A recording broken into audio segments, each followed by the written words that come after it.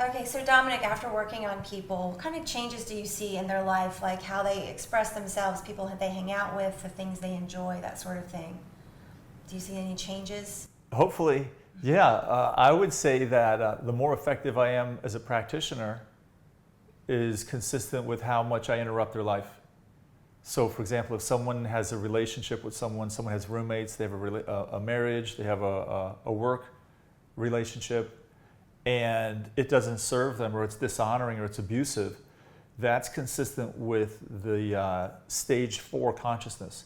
So as I work with that person to help them get reconnected to their body, the more their body's going to let them know that it just will not tolerate this. And what I mean by that is I had a client come in who came in and he says, "Doc, my neck is always tight, my back is always tight." And I was working with him. And then a week later, he says, I realize that it's not just that it's always tight, it's just tight, when I go to work. And then another week rolled around and he comes in and he says, now I realize that it's not just tight when I go to work, but I actually, I'm aware that it gets much more tight, like around 2:30, 3 o'clock. And then I'm like, well, what happens at about 2:30, 3 o'clock? He says, I don't know, just when it seems to get tight. Next week rolls around, he comes in and he says, I realize what's going on. He says, I don't just get tight all day. I'm not tight just in the middle of the day. I'm not tight just at work. He says, I'm tight at 3 o'clock. And I said, what happens at 3? He says, that's when my boss comes in, leans over my desk and talks to me like I'm a piece of garbage, and it screams at me every day. So it's as if the incongruence in your life becomes so distilled and so clear on what's not ideal for you or honoring to you, and the less tolerant of it you become. So we worked with him in CE4, which is the willingness to have the uncomfortable conversation, standing up for yourself, drawing a line in the sand and saying, this is okay and this is not okay. It's like putting on clear glasses and being able to see your life in a way that... And standing up for yourself. Yeah. So he came in one day and he says, Doc, I don't have any more neck or back pain. I'm like, what's going on? He says, my boss came into my office as usual and leaned over the table and was screaming at me. And I just sat there and just observed him. Different than getting sucked into the drama. And I said, tell me more. He said, it was as if I sat back and I saw a wounded 4 or 5-year-old unloading on me, trying to unload it on me when it had nothing to do with me. And I had total compassion for them. Wow. And then after he was done, I just stared at him and I said, are you done or is there more you want to share with me? And he said, I'm done.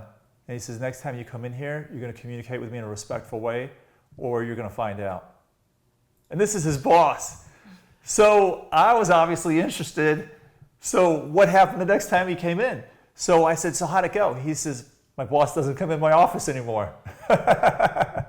Now, he wasn't violent. He wasn't aggressive. He just stood up for himself and he says this, and he viewed it differently. So instead of him being a victim of some jerk, he had compassion for it. It was as if he was able to see it from a different perspective.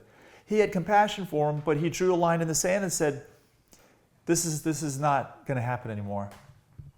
And he didn't have to tell his boss what to do or not to do. The boss needed someone to play victim so that they could be the aggressor towards. And once this guy reclaimed who he was and got his power back, he's no longer playing victim.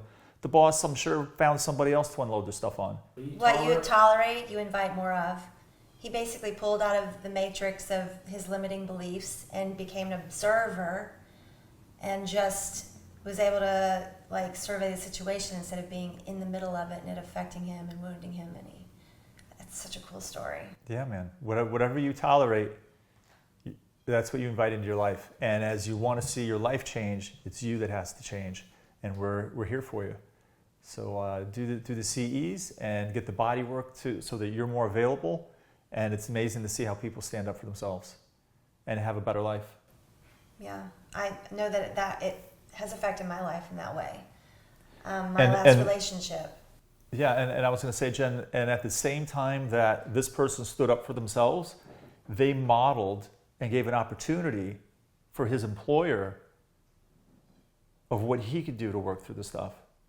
Mm-hmm. So you become a leader, you become a role model of how you can have boundaries that are healthy without being dishonoring or disrespectful to the other person. Mm-hmm. but instead are a win-win. And by doing that, you actually sponsor the other person in moving forward in their life, or at least give them the opportunity. They might do it or not. It just reflects the light back onto that person that's wounded and needs more healing. Absolutely. Yeah.